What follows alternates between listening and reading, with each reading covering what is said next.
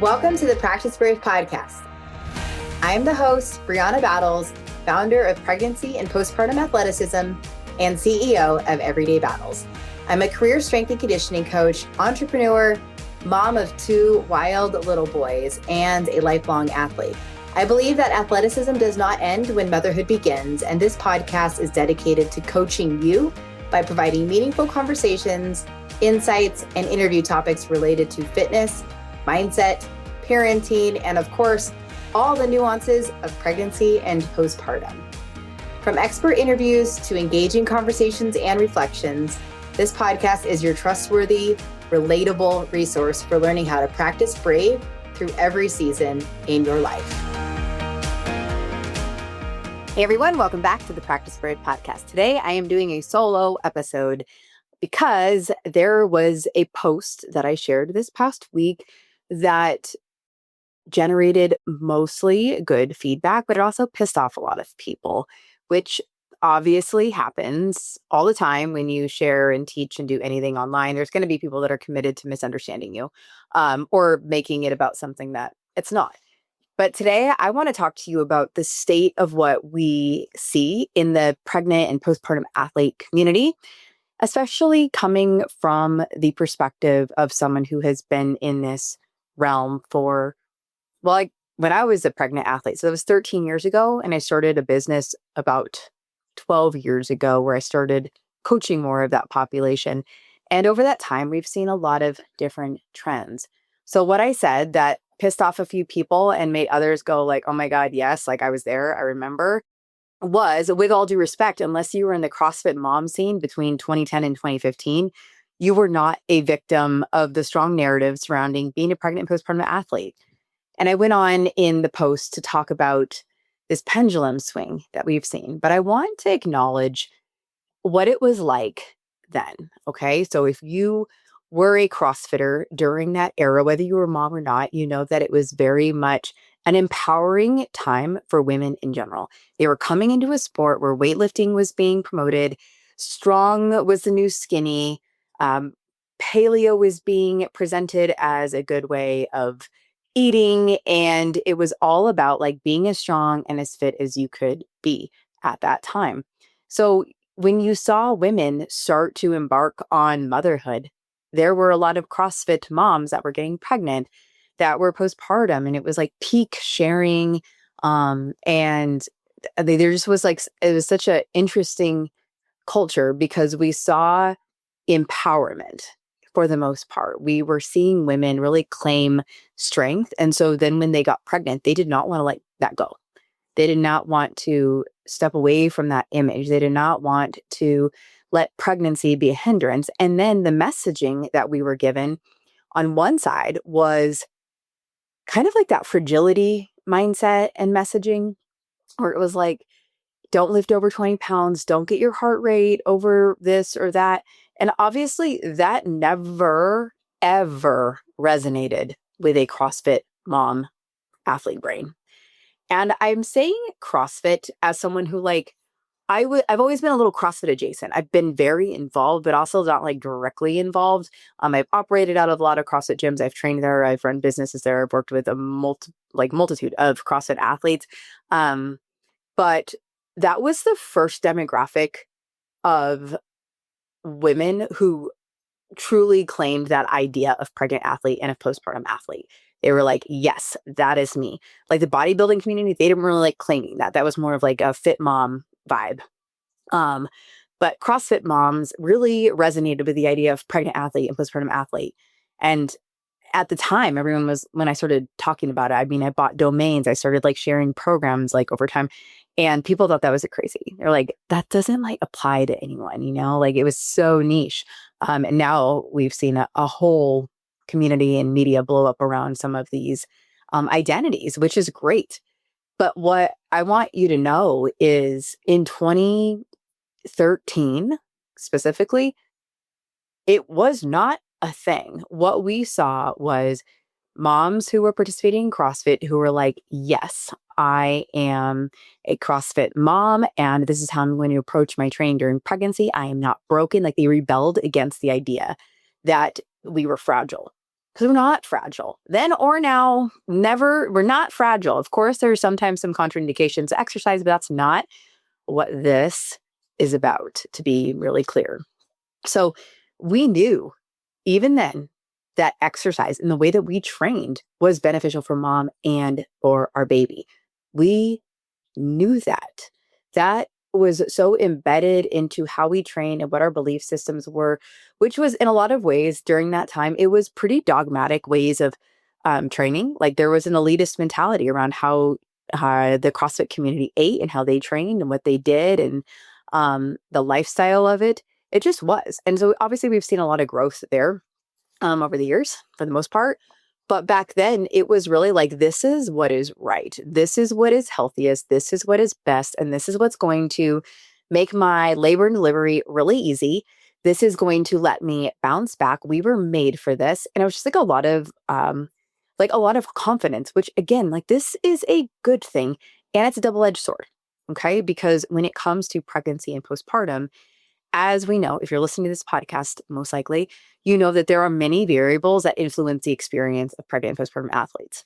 That is a lane I have tried to stay in for a very long time from the beginning, because I, as somebody who is very much part of that community with all of those belief systems, got exceptionally humbled by that, because you can't out athlete the variables of pregnancy and postpartum. But we freaking tried. Like we tried. And so in this effort to go from fragility mindset and messaging that we were getting from maybe the medical community or others in the fitness community who like weren't used to seeing women deadlift heavy and keep training and keep being in this sort of like rugged environment. You know, CrossFit is very mainstream now, but it wasn't as much back then. It was still a little bit to counterculture. So when you throw on like a pregnant belly to that, it was like a statement. And look, when you are in a season where you're likely more insecure about your body and like, we don't love it, you know, you don't like love it when you typically want to be really lean and really strong and really capable to feel like, well, now you have this, this baby. So you're going to lean into the idea of like, if I'm going to be this pregnant mom, I'm going to be a badass. I'm going to be like the coolest, fittest, most athletic version that I can possibly be. And then that was reinforced by our cultural messaging, which was in that community anyway, which was, yeah, like you were made for this and it will be healthy for you and the baby. And that means they're going to bounce back and your delivery is going to be so fast. Your baby's going to come out with abs. All, you know, like there's so many things that people say. And that feels good. It feels good on the ego to be like, I'm a badass, because you don't really feel like one a lot of the times. You feel like you're just fat and bloated and uncomfortable and want to feel like yourself again. So it became this like almost addictive narrative of like trying to be really badass during pregnancy with the expectation of a particular outcome, which was either like a natural childbirth, pretty straightforward experience there, and then bouncing back and getting back into the gym early postpartum. At that time, there was no talk. I'm telling you, like, especially in that particular community, no talk of core and pelvic health symptoms. Diastasis was not on the radar in like the 2010 to, yeah, like 13, 14-ish era. It was not on the radar. Incontinence, pelvic organ prolapse, like absolutely not. I remember when I learned what prolapse was and I was like, oh my God, like that can happen to people? What? How am I a woman who's had a baby? And I didn't know like what often happens to women's bodies. So then there was essentially this group of women that graduated during that time, right? They were like, we were all fit. We all had athletic backgrounds. Many of us had coaching backgrounds and became mothers, pregnancy. And like for some, maybe it was a really straightforward experience, but most women, most pregnant postpartum athletes have a variable or a couple variables and expectations that are not met, where you get a little bit humbled by motherhood. There's gonna be something that like changes your opinion. That is a little bit of a reality check. That is humbling. For me, it was the natural childbirth mindset pipeline that led me to a traumatic birth. Like that was my experience. Not that one led to that necessarily, but that was the trajectory. I was the fit mom I wanted a natural childbirth, but ended up with a traumatic birth and an emergency C-section. Did I do anything wrong? No. That literally saved my life, and it saved Kate's life. So I do not have resentment over the C-section. I have a lot of resentment over the messaging in which influenced how I felt about the C-section. I wish I could have been more neutral feeling and like, okay, I'm grateful. I'm like 13 years almost out from that, like that first becoming of a mom. So I have a lot of perspective now, a lot more knowledge. So I can speak to it this way. But at that time, I felt like I failed, and I feel like an idiot because I talked about how my training was so beneficial and the kind of birth I wanted. And that basically, like, I was tough and I was strong. And like, obviously, I could have a baby. Obviously, I could handle a natural childbirth. Like people do it all the time. Like, why wouldn't I? Well, because so many variables influence how our babies come into the world, what our bodies experience during pregnancy, what happens to us postpartum. There are some variables that maybe we have a little bit more control of, but that message right there, that was not taught to us at all. We had to find that through like extreme growth. And I actually kind of have recently started calling it like an ego death that happens. And it happens to us all at different points in our lifetime of athleticism. There's an ego death where we get so attached to our ability, our body, our performance, our metrics, our routine, like all of these things. And then there will be something that happens that forces us to reevaluate our approach, that forces us to improve, truly improve our relationship with our body, with our training, with our mindset, with our knowledge on our body. For some people, that's an injury. So for some, it's motherhood, where now there's a whole other like baby and human in our life that requires a bit of a shift in our approach. And ultimately, these seasons are catalyst seasons, even if there's a bit of an ego death that goes along with it. So for that group of moms, we kind of, again, some people were very much, myself included, coping mechanism was like, I got to reclaim this experience. Like, I just got freaking rocked and I feel like an idiot for saying all of these things. Well, I got so committed to making sure it did not look like I had a baby. I was like, I'm going to lose this weight. I'm going to be the hashtag fit mom. That was like very much a thing back then. And like posting progress pictures of myself postpartum, which was like, I mean, my stomach got flat pretty quickly with Cade, but my belly button looked so weird. And I was like obsessed with it, obsessed to say the least. Because I was like, why does no one else's abs on social media look like mine? So then I would go searching for stomachs that looked similar to mine on social media, and you couldn't find any. You couldn't find any because that was not shown. There was no talk of diastasis, of incontinence, of prolapse, of any of these common symptoms that women experience postpartum. There just wasn't. But what we saw was a lot of like, get your body back and no excuses mentality, do it all, and basically be unfazed by motherhood. Like, you were meant for this. And so it was a lot of like showing you and your baby working out. And does this sound familiar, you guys? Yeah, it should, because it's still like the thing. There's just like way more voices and way more examples of that. None of what we are seeing now in 2026 is new. That is like, honestly, that is like the bottom line of so much of this is like, it's just maybe louder. There's more attention. There's more support, but none of it is new. None. What we have seen is because there were so many women like myself, so many smart, fit, good coaches. None of us had information about what our bodies experienced through pregnancy and postpartum, especially as athletes. Especially as athletes, because like Gen Pop is kind of told like, oh, you just like deal with that. Like, you just pee yourself and like, that's fine. It was all very like common. Like, that was what you were told, it was common part of motherhood. Or that you're just going to have like this weak core. That obviously didn't really resonate with this group of us that had become moms that had, again, like this pretty solid athletic background.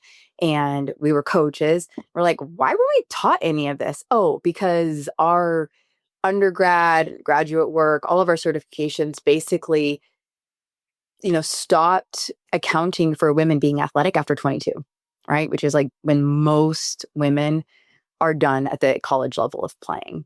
And then your pro athletes that were focused on a lot were oftentimes our young athletes. There wasn't education and knowledge on pregnancy and postpartum. Nevertheless, like core and pelvic health, like that was too specific, even though a large majority of the population is women and large population of women have babies. That was not part of the fitness curriculum, of the kinesiology, exercise science curriculum. It just was not. So even those of us who had a good athletic background, good coaching and educational background, we didn't know about the female body in this capacity, especially through the lens of pregnancy, postpartum, and core and pelvic health as it related to athletic performance. So I was in my era between 2013 and 2014 of just trying to figure out like what had just happened to my body and why do I feel like this? I'm tough. I'm strong. I know how to move. I know how to like train, but I can't figure myself out. I can't figure out what was up with my abs. And even though like my stomach was flat, they just kind of like looked weird still. My belly button looked weird, almost like I had like a thumbprint above it. And I was like, I was obsessed.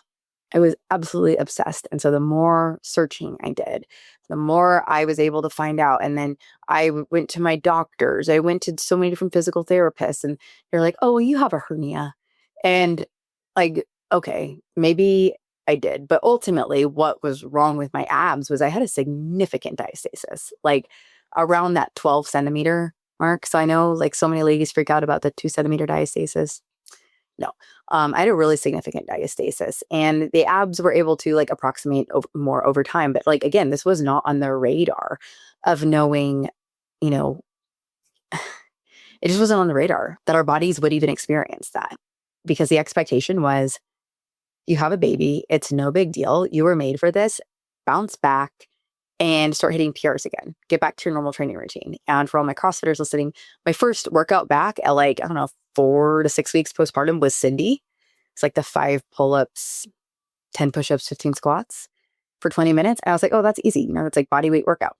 Just 20 minutes. Like, makes sense. So that was my first postpartum workout back then.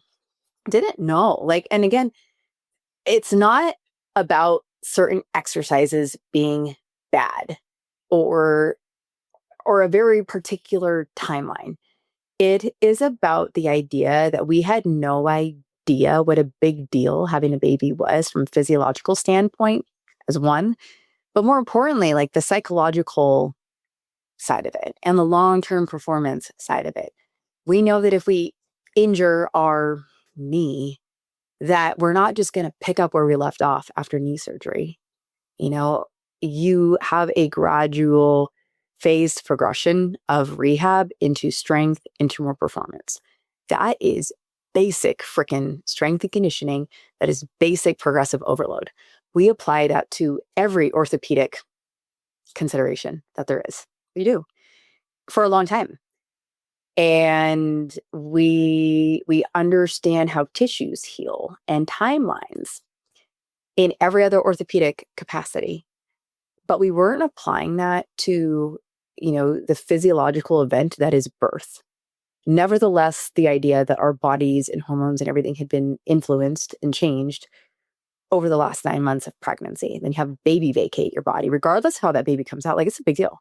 Like, your body goes through a significant physiological event. Even if it was a great, straightforward birth, it's still like a big deal.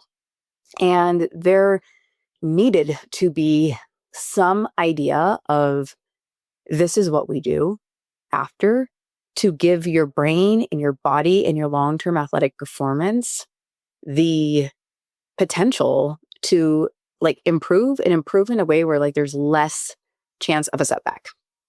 You want to set yourself up, not set yourself back. But we were desperate to feel like ourselves again.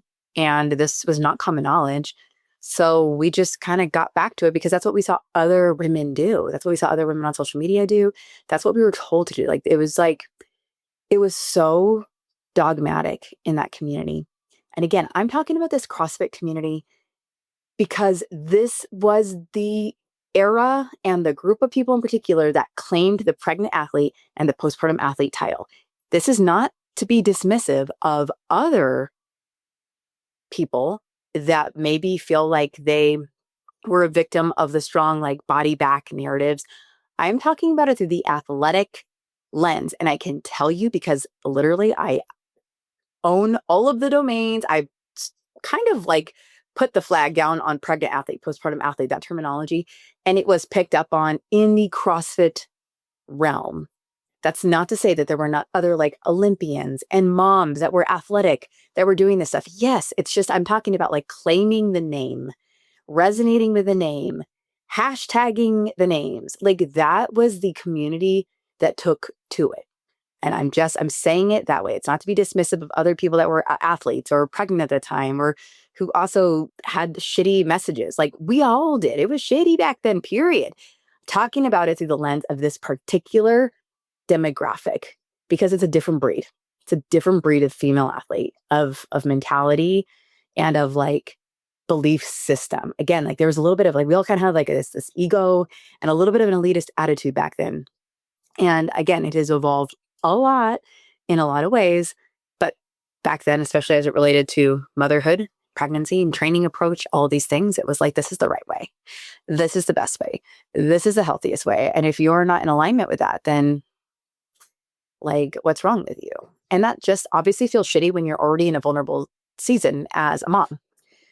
So from there, we started putting more information out there. I kind of accidentally started what has gone on to become the pregnancy postpartum athleticism brand. But back then, I had resigned from coaching Division One. I started coaching locally at like a women's strength conditioning class because I just needed to do something. So because I was still in the process of like trying to learn a lot about my own body and rehabbing my own body, I ended up having surgery on a hernia that wasn't really a hernia. It was because it was mostly a diastasis, but that still hadn't been mentioned to me at that point in time. But I was like, it was leading me down a rabbit hole. And when you have ADHD, you also have like this significant hyperfocus and just you go all in. And I did. And so then I started coaching women out of a CrossFit gym, a women's strength and conditioning class. And I started seeing a lot of patterns. I started seeing a lot of women who had different symptoms and women who were struggling in different ways, who were athletic and who were gen pop and like they hadn't moved a lot. Yet there were a lot of common themes. And then I started working with a lot of CrossFitters, like in particular, and they really had a lot of symptoms, but they just didn't like really tell people about it. Like they were peeing their pants, doing double unders. Some of them had been doing that even before becoming a mom. And so we started seeing like, damn, like this isn't like just me. This is so many people. So I started sharing about that on social media. And again, this was like 2014, 2015-ish. And I was sharing a lot, started connecting with a lot of people. I started working with more CrossFitters. And I was also working with different pelvic floor physical therapists and learning and connecting dots and trying to just like take it all in, essentially learning about women's health considerations, core and pelvic health, and then connecting the dots to the minimal research that we had at the time. But it was mostly like in the pelvic health realm. And then as that related to basic strength conditioning principles that are still to this day, strength conditioning is what is overlooked in the pregnant and postpartum athlete conversation. Strength conditioning principles and basic research there is still not part of the conversation when guiding training approach for pregnant and postpartum athletes. We tend to look at these seasons through a vacuum instead of all of the like long-term training considerations. That is what has always distinguished what I do from just talking about pregnancy and postpartum.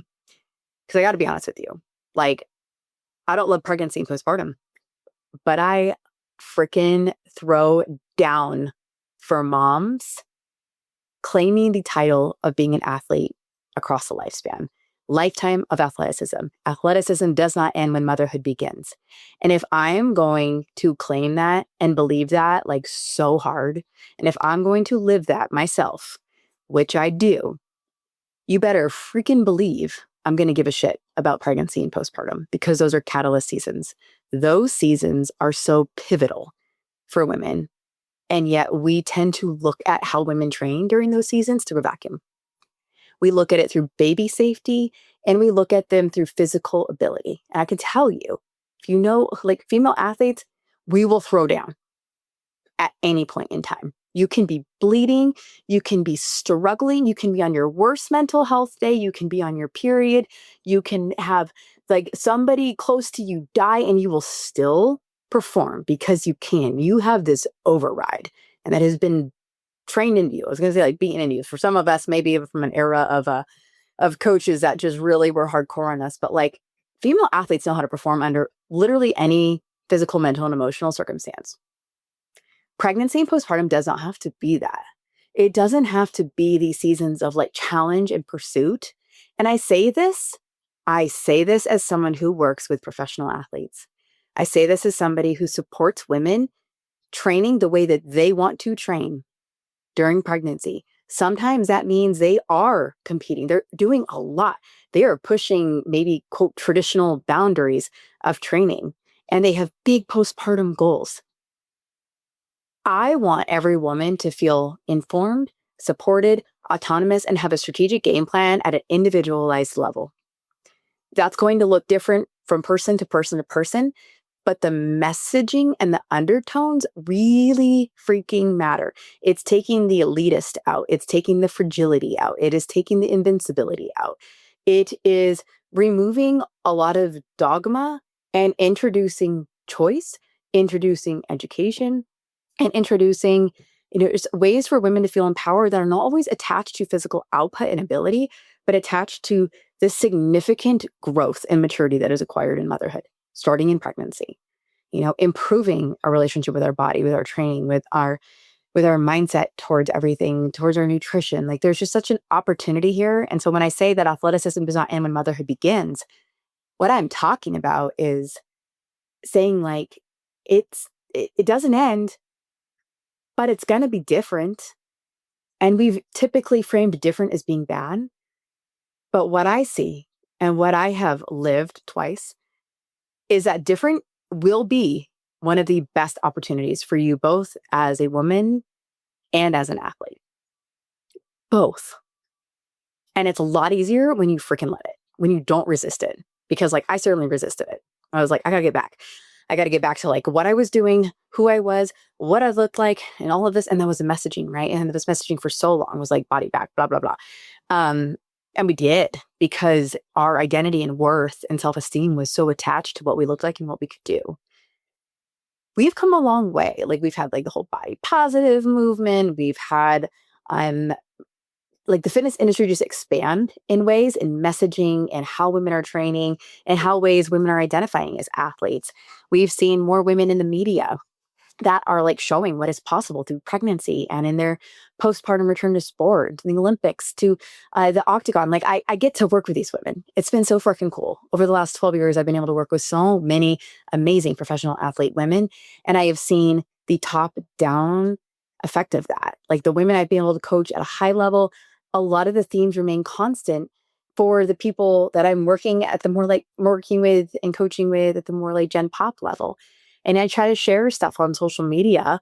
And of course, there's always going to be nuance, but you see that there's a lot of transferable themes, just at different levels, right? And again, that's this individualized level. But what we've seen is as more information has been put out, yes, by me, but by so many others too, about core and pelvic health and training approach during pregnancy and different symptoms that women experience, and then different like normalizing more of the stories and experiences of women through these seasons. Sometimes the more information there is and the more awareness there is, we accidentally swing that pendulum in interpretation anyway, back to, oh, now I'm afraid. I don't want diastasis. I don't want that to happen in my abs. I don't want birth to happen. I don't want that kind of birth. I don't want prolapse. Oh my God, you mean that can happen? And so it's like there's some people who don't want to know anything, and there's people that want to know everything. And we have to like somehow navigate that messy middle, because we, in an effort of like putting knowledge and education out there, that's also going to create fear and rules and rigidity. And the more voices there are, the more uninformed voices there are, sometimes it does that. That's why we have to speak in nuance. Even when people don't want to interpret it that way, you do have to acknowledge that there is just this gray area And that can be really hard because we went from don't do anything to then that full send, like rebuttal that so many CrossFit-ish moms experienced during that era. And then great, that sparked more increase in saying, what the hell happened to me? What happened to my body? Like learning, sharing, getting information out there. The more information gets out there, the more marketing and selling opportunities there are. We're capitalizing on women's insecurities and fears. We're selling fear-based messaging because that converts to a sale. And then women are now afraid to train. They're afraid of their body. So in an effort of creating awareness, sometimes that does create fear, but then that fear-based fragility messaging then again influences the other, like the full coming full circle now to the train as hard as you want. You are invincible. You're a badass. You're not fragile. And again, the conversation is not about fragility and it is not about invincibility. It is about adaptability. And I stand on that. I've stood on that for a long time since the frickin' beginning, because you cannot be in one camp or the other camp, because the real life lived experiences happen in the center, and it does swing a bit, but you adjust your messaging and approach based on who has what mindset, who has what belief system, who has what training style. Is it my scared, fear-based client? Okay, then I know I need to push her. I need to encourage her a lot more. Like I need to make her understand that exercise is going to be really beneficial for her. Even if she has symptoms, you're not going to make them worse. There's a lot of different things we can do, right? And then on the other end of the spectrum, my like full send athlete brains, invincibility mindset help them scale back their approach, because there's so much growth that can happen for them when they learn to kind of reframe these seasons. They're not just desperate to hold on and prove something to themselves or to others or culturally. Like there's so much growth that happens when you take a little bit of a step back because it catapults you forward. It's just so freaking hard to see during these seasons. Like you don't see it till later. So here I am, like big sister, I'm here to tell you, like I've been there, not just personally twice, but I've walked this path with thousands of women, thousands of pregnant and postpartum athletes. I have seen what works and I have seen what tends to backfire. And I think that there is a way to approach it where you can improve your outcomes because you've improved your experience.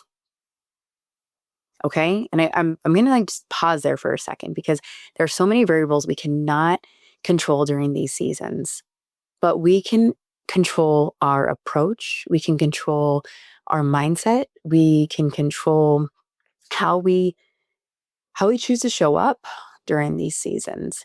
And empowering is going to look different for any given person.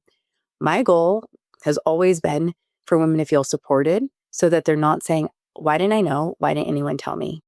And then if they do struggle with something, okay, they have the support, they have the resources that they need. And if they're trying to push boundaries, whether it's during pregnancy or postpartum, they have the support, they have the tools, they have the training strategies that's going to take into considerations, 1, their psychology, 2, their core and pelvic floor physiology, and 3, their long-term performance. Those 3 variables are what I lean into in my teaching.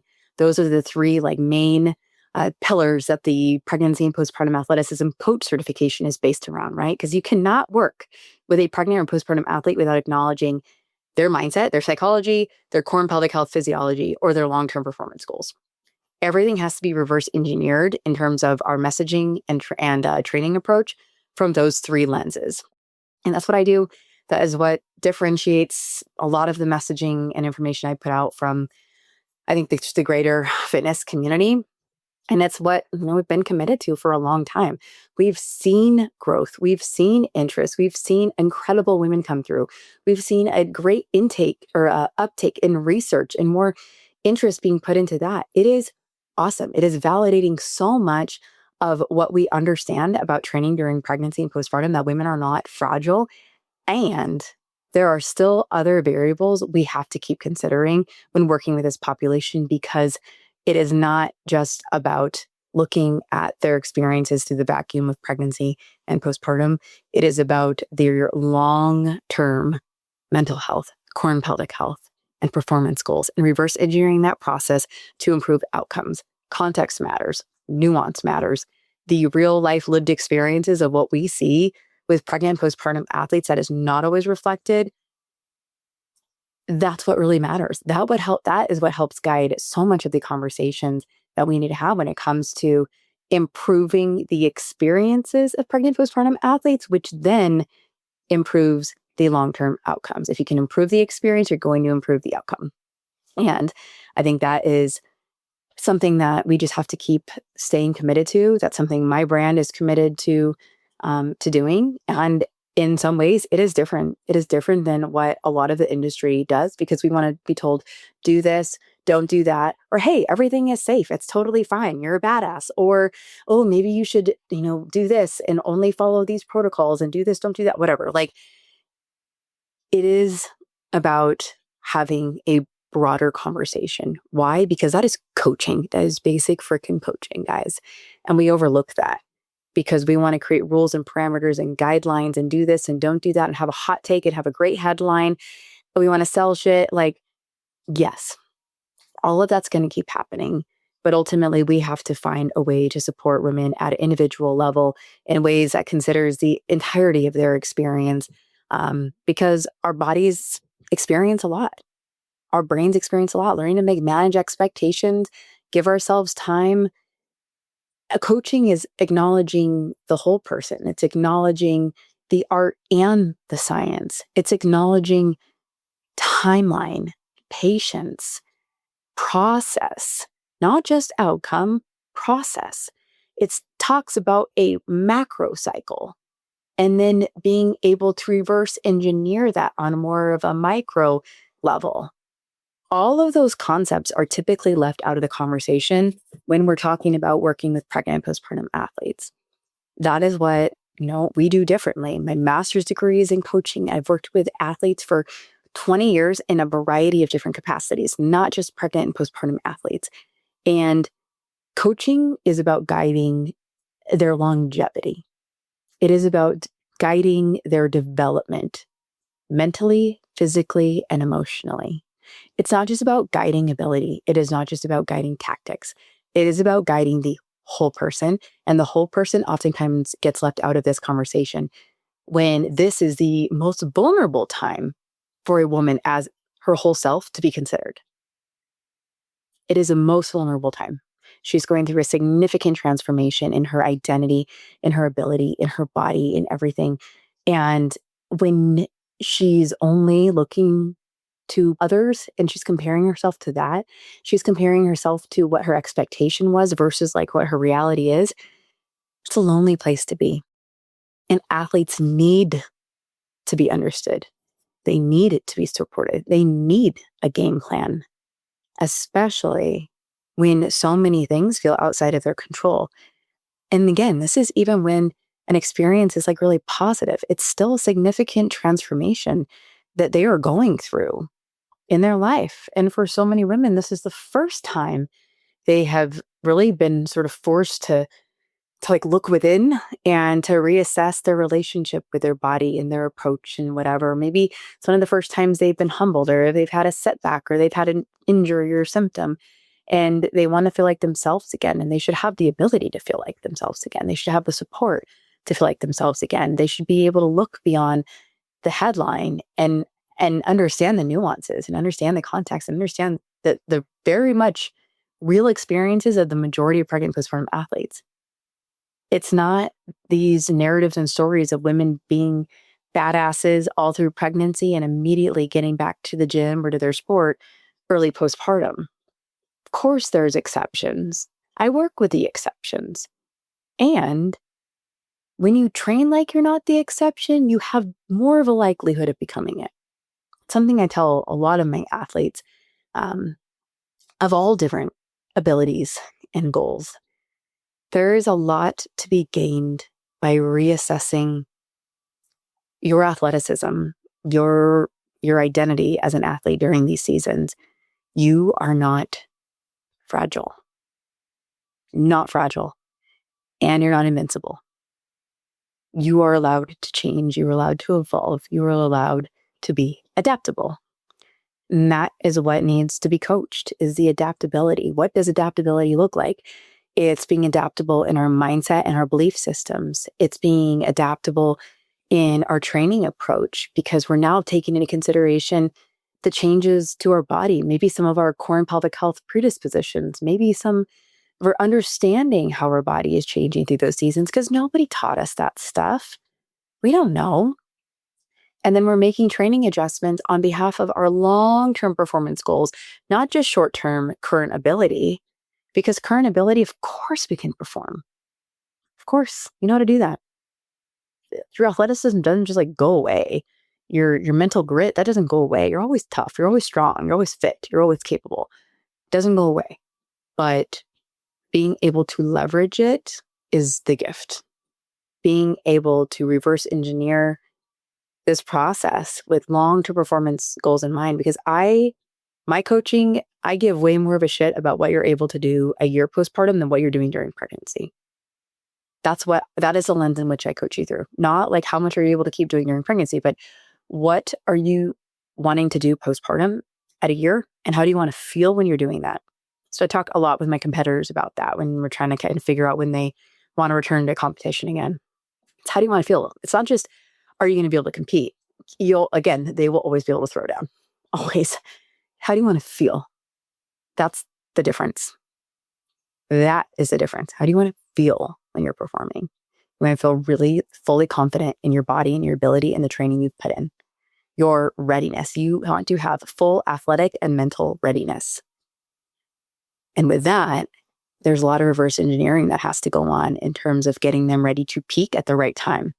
And peaking at the right time is not about maintaining for a year or 2 years of your physical ability and output and capacity.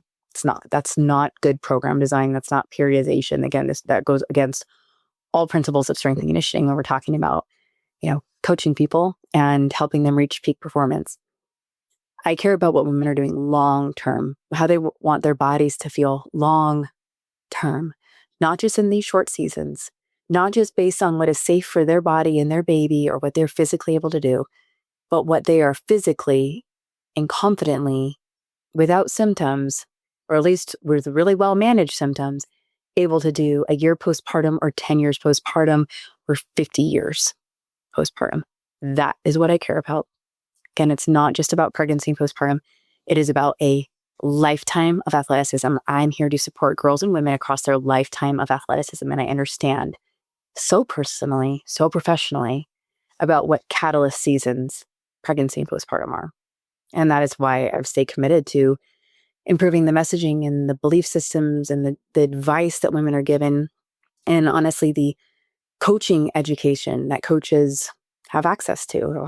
We have the online certification. We've had almost 5,000 coaches around the world get certified in that. And that is changing the game for not just pregnant postpartum athletes, but for our Gen Pop women in local communities around the world. It is changing their lives. Why? Because they have support. They have understanding. They have coaches that can coach from a top-down approach. One thing I say a lot is I talk through the lens of athlete, because if you can coach athletes, you can coach Gen Pop. But if you coach Gen Pop, you can rarely coach athletes. So, everything is like this top-down. If you know how to coach at a high level, it is transferable down to your Gen Pop clients, and they all benefit. They all benefit, again, because the themes remain the same, and we have to know how to support them. We have to, and it's not always intuitive. Listening to your body, doing what you've always done, different restrictions or whatever, that's not good enough information. We need to understand nuance. We need to understand delivery of information, application of shifting training variables, not just exercise modifications. That's easy stuff. You really got to know how to coach from the outside in on behalf of that lifetime of athleticism and just short-term physical abilities and output. So when you work with athletes, when you work with our high drive, stubborn women, they're going to be able to perform. High performers are high performers no matter what. They are. They'll figure it out. And when you work with that population, you really got to know how to understand them, how to get them, how to support them, because they're still vulnerable. They're still vulnerable as people during these significant life seasons. And we have a big opportunity to support women, regardless of their choices, regardless of their circumstances. We have a huge opportunity to support women through these transformative seasons that are pregnancy and postpartum, and let them believe teach them that athleticism does not end when motherhood begins. We have a great opportunity to do that. And, we're going to stay committed to this work. So, that was like my story time. But ultimately, I had a little bit of a history lesson and state of where we're at right now. We've come a long way.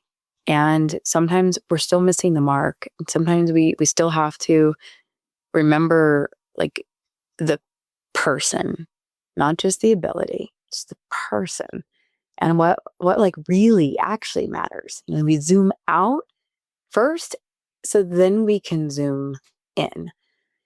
So if all of this resonated, then, I would love to connect with you. If you are interested in becoming a pregnancy and postpartum athleticism coach, I have two options for you. One, I'm coaching a live weekend certification in San Diego, February 21st and 22nd. And I'm excited to do that. I only do that once a year because for me, travel and teaching is really hard during the season of life where kids' sports are everything. So I'm teaching in San Diego that weekend. You can come get certified in person. It's a highly effective 2-day certification, hands-on, great learning environment, incredible networking, ton of CEUs. So you can get certified that way, or you can get certified online. I have my online certification, pregnancy and postpartum athleticism, and also comes with a ton of different CEUs and really focuses on teaching the psychology, core and pelvic health physiology, and long-term athletic performance considerations of female athletes through pregnancy and postpartum. So if you were part of that era, thank you for validating the experience. And if you are in that era now, you have access to a lot of great support and resources, and I'm happy to help you. You can send the brand page a DM, and we're happy to guide your next steps and what you might need right now. So thank you guys so much for listening. Appreciate the support you've given me through the years. Thank you so much for listening to this episode of the Practice Brave podcast. If you enjoyed the show, please leave a review and help us spread the work we are doing to improve the overall information and messaging in the fitness industry and beyond. Now, if you are pregnant and you are looking for a trustworthy exercise program to follow, I have you covered. The Pregnant Athlete Training Program is a well-rounded program for pregnancy with workouts for each week that are appropriate for your changing body. That's 36 weeks of workouts, 3 to 4 workouts each week, and tons of guidance on exercise strategy. We also have an at-home version of that program. If you are postpartum and you're looking for an exercise program to follow, the 8-week Postpartum Athlete Training Program would be a really great way to help bridge the gap between rehab and the fitness you actually want to do. From there, we have the Practice Brave Fitness Program, which is an ongoing strength and conditioning program where you get new workouts each week and have a lot of guidance from myself and my co-coach, Heather Osby. This is the only way that I'm really offering ongoing coaching at this point in time. If you have ever considered becoming a certified pregnancy and postpartum athleticism coach, I would love to have you join us. Pregnancy and Postpartum Athleticism is a self-paced online certification course that will up-level your coaching skills and help connect the dots between pelvic health and long-term athletic performance, especially during pregnancy and postpartum. Become who you needed and become who your online and local community needs by becoming a certified pregnancy and postpartum athleticism coach. Thank you again for listening to the Practice Brave podcast. I appreciate you. And please help me continue spreading this messaging, this information, and this work.